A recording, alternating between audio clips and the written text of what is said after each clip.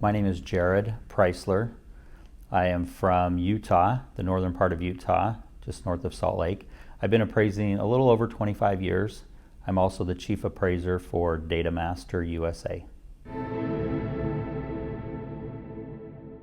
The one that comes to mind most recently is a log home that I was doing just a couple of weeks ago in the middle of the city. So it's a little out of place to begin with.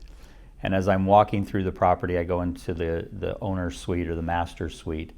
And right dead middle in the middle of the room is this giant built-in jetted tub built up on this pedestal of velvet steps to get into it. And as I look up on the ceiling and I'm taking my photo of the master bedroom, it is just mirrors all above this. And I'm just thinking to myself, how am I going to deal with this?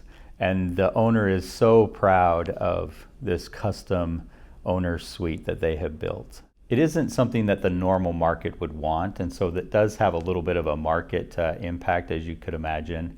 I really handled it by a cost to cure. You know, what would it be to remove that, relocate it, and then added for the inconvenience of doing it in an entrepreneurial profit scenario. So dealt with it from a cost basis, cost to cure basis. So there were no matching comps to be able to find. So it was a fun one. It was a fun challenge. A couple of things that I try to do, and I would just pass this along. Everybody works a little bit differently. And so there's 2 or 3 things that I try and do every day. Number one is I try and sharpen my saw. I'm always constantly listening to audiobooks, things that I can do where maybe I'm doing a lot of driving instead of just listening to the radio. I have a series of audiobooks that I like to listen to, trying to just make myself a little bit better, more efficient, keep in line, you know, fine tune and hone myself.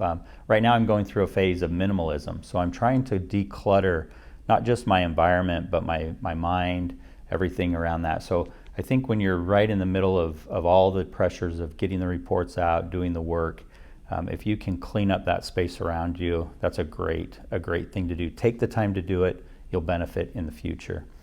The other thing that I like to do is tackle the toughest task you have that day first. So I seem to be the sharpest early in the morning as I'm just getting up and getting going.